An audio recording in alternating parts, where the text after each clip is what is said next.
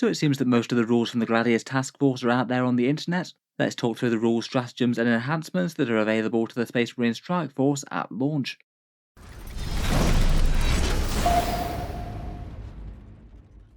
Hello and welcome back to Auspex Tactics, where today I thought we'd cover a few interesting teasers for the Space Marine launch detachment that I've seen talked about in a few places on Reddit and Discord. It appears that we now know the gist of every single stratagem that it will have to offer, including things like really easy access to advance and charge, plus a massively powerful melee stratagem, and a fair few upgrades for characters.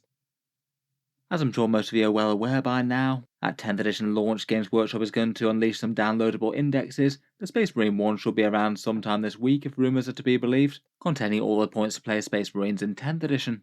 The indexes are just going to have the one launch detachment, unlike the codexes which will have the option of several. The Space Marine one is the Gladius task force, kind of representing a balanced Space Marine army that does a little bit of both shooting and melee. Games Workshop had previously said that all chapters will be able to use the Gladius if they wanted. I guess one of the biggest questions that remain is whether or not the divergent chapters will be able to bring along their unique units into it, or whether they might only get access to those if they take their own detachments. I suppose that's probably something that we'll find out when the full rules come out. Previously, Games Workshop had told us a few of the core rules. We had Oath of Moment and Combat Doctrines and some of the stratagems, but it seems that from all the preview rules that have been coming out, that the rest of the rules are now basically also known. Games Workshop sent out that new Leviathan kit to a massive amount of content creators, a whole ton of which have made their own battle reports based around the new rules, and it seems that they were allowed to use the datasheets from Leviathan, but also the Gladius and Invasion Swarm rules to allow you to access some stratagems and options for the Space Marines and Tyranids.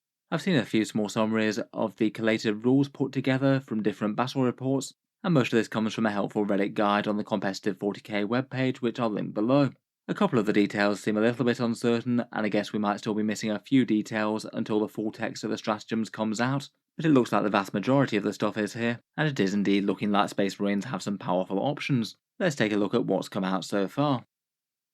First up, as previewed by Games Workshop, the Space Marine army rule is Oath of Moment. This one definitely caused a bit of a stir. Massive rerolls against one target chosen in your command phase. It seems that literally your entire army gets to reroll the hit and wound roll against the nominated unit marked for death. Ridiculous extra damage against that target, often somewhere between 50 and 100% increased damage. That unit is just going to go down fantastically easily. Certainly feels like Space Marines taking a focused strike on one specific unit, though it maybe does feel just a little bit arbitrary in just how much ridiculous damage they can access with it. And a few of the other bits of the rule do feel a little bit on the weird side. It's much better on some things than others, like devastating wounds fishing for mortal wounds, but less good on twin linked weapons that already get the wound rerolls. And it is perhaps a little bit strange that it's a lot better against certain armies than others. Anything relying on really big tough units to sit in the middle and tank your firepower won't like this at all, but might be a lot less good against multiple small units running all over the board, or things that respawn. Still though, seems like a very powerful army rule. Guilliman can even make it happen twice if you destroy your primary target as well, which does seem kind of nuts. Then paired with that, we have the Combat Doctrines. These ones have seen a shake-up from the extra AP rule that they had previously. Space Marines get 3 different options: the Devastator Doctrine, Tactical Doctrine, and Assault Doctrine. You choose which one that you're going to go into at the start of the command phase, and you can only use each one of these once per game, so you won't get a buff every single turn. Interestingly, they're all kind of movement buffs, allowing you to deal damage even when you did move types that wouldn't normally allow it. Devastator Doctrine has now been reinterpreted as Advance and Shoot, so very fast moving heavy firepower there. Tactical Doctrine allows you to fall back and shoot and charge, so quite good if you're in combat with your opponents, and Assault Doctrine allows you to advance and charge. I feel like both the advance options will be very powerful depending on what sort of army you're playing. Obviously, if you're playing either more shooting or more melee, then one of them is going to be a lot more important. Advance and shoot will help with some ranges and line of sight, could be nice for the shorter range melter now, but I feel like out of the two, the advance and charge one is perhaps the single most powerful of them. Melee units tend to have much better damage but are limited by what they can reach. Giving them an extra d6 inches onto their movement is pretty great. If you're playing this detachment, I feel like shooting armies might even want to include a single melee unit, just to harness them having a massive threat range on one turn that matters most. I'd say the Tactical Doctrine is probably the most niche of the three, either going to be a big deal if your opponent is trying to get in combat with a whole bunch of your units, or maybe if you want to fall back from a unit and charge something different. That one maybe feels like less one that you plan around, but more nice to have if it makes more sense than either of the others. Overall, I do quite like it. Definitely feels like it favours a combined arms approach somewhat. Maybe worth having some shooting and some melee along to benefit from the different turns of the buffs. And what's more, it's kind of interesting that all three of these appear to have an associated stratagem, which I think is really quite fun and adds to the flavour. Moving into more uncharted territory, and next up we have the stratagems, and of course full credit to the person who compiled these on that competitive 40k Reddit thread. Really useful to be able to see all of these in one place. First up, we apparently have a one command point one called Honour the Chapter. This one's a new version of the Fights Again one that we've had basically since 8th edition. This one was reinterpreted as Assault Intercessors only in 9th. Now apparently it's a melee boost on the charge. Melee weapons that the unit has gains the Lance keyword, that's +1 to wound. And if they're also in the Assault Doctrine as well, you also gain an extra pip of AP as well. +1 to wound I think seems very usable for just one command point if you think that you're tangling with something that you might struggle to put down. Perhaps seems particularly nice for punching up against vehicles. Maybe a whole load of Strength 8 Power Fist with a +1 to wound. They might be a bit more of a credible threat against, say, a Toughness 12 vehicle perhaps. In Assault Doctrine it's going to be absolutely added value, could easily be 50% or more damage buff depending on the unit's weapons and your targets. Extra AP and a wound buff together are nice. I guess the Assault Doctrine is going to be the one that you might be most likely to make charges in with all that extra threat range. Next up we've got a previously previewed one called Arrow Contempt. This one worsens AP by -1 in the shooting or fight phase when your unit's attacked. Really quite a nice generalised reactive damage stratagem there. It might be most useful against things that are either AP -1 or AP -2, as that's going to have a big impact on cutting their damage output. Say maybe if someone fires one of those Avenger Gatling cannons into a squad of standard Space Marines perhaps. I guess it might compete a little bit with Go to Ground or the Smoke stratagem for units that they can affect. Against a fair few things that might often be better I suppose, the benefit of cover giving you a +1 save, and also getting other benefits like -1 to hit or a 6+ invul. I guess it's quite nice that you could use this one in melee if you wanted though. Next up we've got one that doesn't appear to have a confirmed points cost on that thread at least. Squad Tactics is a reactive movement one. We've seen this rule in a few places already, like those Tyrannid Termagants, but apparently this one allows you to move d6 inches with one unit, and you can do so at the end of the enemy movement phase after their unit of theirs has finished within 9 inches of your squad. As with the Tyrannid Termagants, that could be really quite a massive deal. It could mean that you could just backpedal from an onrushing enemy assault unit and put them on a very long charge or even out of range, or jump from in front of some line of sight blocking terrain to behind it, or even just move up and onto an objective if you think you might be able to hold it. Again, the rule gets better in one of the doctrines, boosted to a 6 inches if in Tactical Doctrine. That'll give you a lot of reliability. You might be a bit flat-footed if you try and use this and then you roll a 1. Overall looks kind of solid. I suspect it's probably going to be a 1 command point 1, can't really see it being 2 for that rule. Really quite a powerful rule. I wonder if because it's called Squad Tactics it might well affect infantry and not vehicles. I guess we'll wait and see there. Next up we've got one called Storm of Fire, which looks like it's the Devastator unique stratagem. This one looks like a nice simple ignores cover when shooting. Effectively that could equate to AP -1 if your opponent has the benefit of cover, and then also if you're in Devastator Doctrine you get a further pip of AP on top of that, maybe keeping some sort of spirit of the old Space Marine rule. I guess if your target's in cover that could be an effective +2 AP I suppose. That seems well worth it for 1 CP if they are. For just 1 pip of extra AP though, I feel like it's a little bit underwhelming for 1 command point. If your target doesn't have cover and say you are firing in the Devastator Doctrine, I feel like that's only ever going to be worth it if you're targeting an absolutely massive unit with a ridiculous amount of firepower, and of course that the AP is actually meaningful against their targets.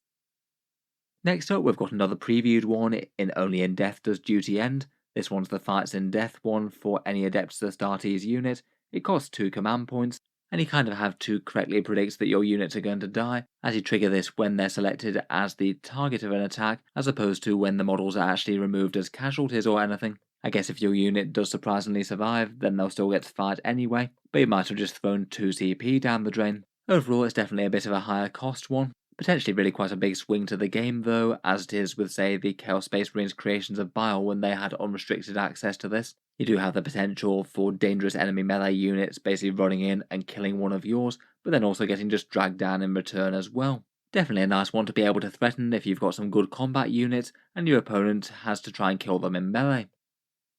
Finally for the stratagems we've got another unconfirmed cost one in Adaptive Strategy. In your command phase, select a unit and select a doctrine. The doctrine is active for the unit until the start of your next command phase. I guess going by the previous rules, that's advance and charge fall back, shoot and charge, or advance and shoot. Judging by those rules, again I'd guess probably 1 command points for this as opposed to 2.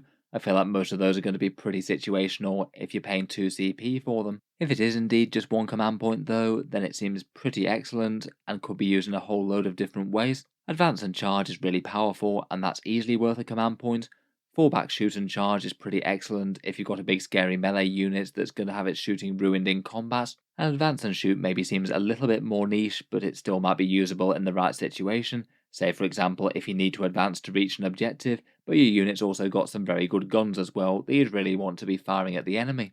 Hopefully 1 command point, and if so it looks pretty interesting. I guess technically it could also unlock boosted versions of the other stratagems on this list as well. Maybe combine it for Honour the Chapter with extra AP on the charge as well as the advance and charge. Overall, out of these, if these do turn out to be accurate, they look like a pretty decent little roster of stratagems there. All of them seem pretty usable and powerful in the right situation. Perhaps my favourite out of them are Honour the Chapter for the massive extra melee damage, and the boost that you can get with Adaptive Strategy if it's 1 command point. If it's 2, then I feel like it's going to be a bit more mediocre. They're all good though, but I'd say maybe those 2 might have the single most reliable bang for your buck. Finally, we've got enhancements, and apparently there's going to be 4 of them in the Gladius task force.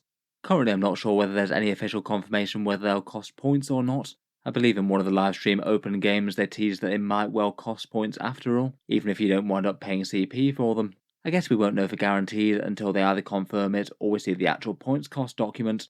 In any case, the Space Marine ones start out with the Honour Vehement. One melee weapon that the model has gains +1 strength and +1 attack, going up to +2 strength and +2 attack in the Assault Doctrine. Seems nice enough to me. I guess that's going to be the Fighty Combat one. Definitely not a bad upgrade to have for a character, but I can't help but think it feels a little bit more tame than a fair few of the options for Warlord traits and relics that we have at the moment.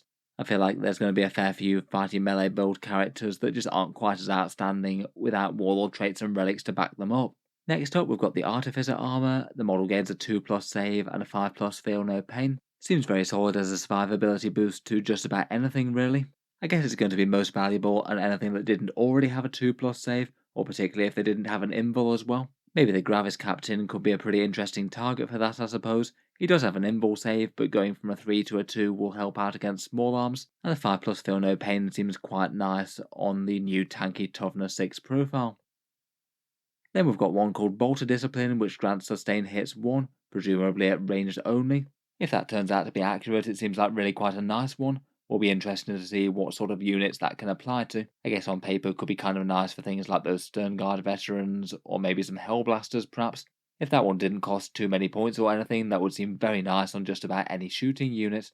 Finally, there's one called Adept of the Codex, which the compiler seems a little bit more unsure about, saying that either the bearer's unit counts as tactical doctrine, or you can select the doctrine at the beginning of the game. I think it would be pretty awesome if they could just choose their own doctrine for their unit each turn. That'd feel really fun. Maybe you have to commit to it at the start of the game though, and just commit to one combat doctrine. I guess if so, then that would be very nice for advance and charge all game long. If it is just tactical doctrine though, I feel like that would be a lot less exciting. Just a bit of defense against getting locked up in close combat, which is helpful but a bit niche. I suppose it means that you could use that reactive 6-inch movement stratagem, which could allow some shenanigans. Overall, for biggest value out of this, I suspect that the leader type ones are probably going to have more value than the actual character buff ones. Just seems like with leaders leading units, you're going to get a bit more value out of buffing their entire squad rather than just the character themselves. I feel like without the combination of both a warlord trait and a relic, the character upgrades just don't feel quite as exciting. Overall, looks like some pretty fun stuff here in any case. From the reported stratagems, I feel like just about all of those are useful, and they look like really powerful supporting options for the army. Plus, combat doctrines is a pretty powerful rule for moving your army around the board very quickly, and still being able to deal damage. Let me know what you make of these, or if you've spotted any other interesting information that can add to it. I'll try and post a pin correction comment below if there's anything else interesting. We'll definitely take a second look at this one later in the week though, if they do wind up releasing the Space Marine Index. If you've enjoyed the video, then feel free to subscribe to Auspex Tactics. I'll certainly keep the regular 40k videos coming. I will try and cover any news or rumours that come out of Games Workshop's 10th edition releases. Finally, if you have been enjoying all the videos on the channel, I would just like to mention that Auspex Tactics does have a Patreon page as well, and you can find that links down in the video description below if you'd like to help support. Channel patrons do get a fair few advantages, seeing certain videos early, regular votes to see what sort of things happen next on the channel, and automatic entry into the regular prize giveaways, with a chance to win some big model kits each month. If any of that sounds good to you, or you'd just like to help support, the link is down in the video description. In any case, a massive thank you for listening, and I'll hope to see you guys next time.